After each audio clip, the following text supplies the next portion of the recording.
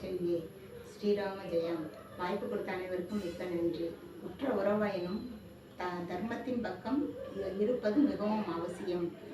எவ்வளவு அநீதிகள் நடந்தாலும் எதிர்ப்புகள் வந்தாலும் அதை மீறி தர்மத்தின் பக்கம் இருப்பதே புகழ் சேரும் என்பதற்கு விபீஷணனின் கதை ஒரு எடுத்துக்காட்டாகும்.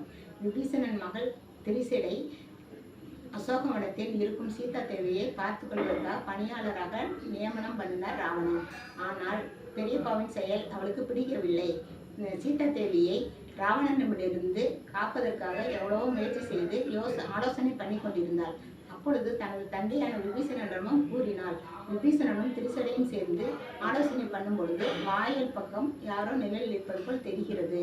யாரென்று பார்க்கிறார்கள். அப்பொழுது அது கும்பகர்ணன் இருக்கிறார். விபீஷணா என்று ஒரு கனத்த குரலில் கூப்பிடுகிறார்.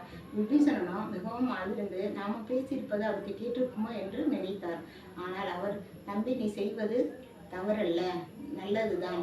நானும் ராவணனை எவ்வளவோ சொல்லி பார்க்கிறேன். சீதையை அபகரித்தது மிகவும் தப்பு. அது குற்றம் புரிவான் யாராயிருந்தாலும் அதை எடுத்து சொல்வது நம்மளோட கடமை. தர்மத்தின் பக்கம் நீ நிற்பது நன்று. ஆனால் என்னால் எத்தனை தடவை எடுத்து சொன்னாலும் ராவணன் கேட்பதாக இல்லை.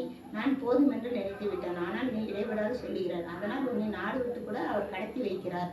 ஆனாலும் நீ அரக்கராக இருந்தாலும் தர்மத்தின் பக்கம் இருப்பது மிகவும் நன்று. அடுத்த இனத்தை சேர்ந்தவர்களிடம் உறவு வைத்துக் கொள்ளக்கூடாது. ஆனாலும் அரக்கர்களுக்கு இது ஒன்றும் பெரிய விஷயம் இல்லை. ஆனால் தேவர்கள் மனிதர்களிடையே உறவு வைத்துக் கொள்வது தவறு. ராவணனோ அந்த மாதிரிதான் செய்து கொண்டிருக்கிறார்.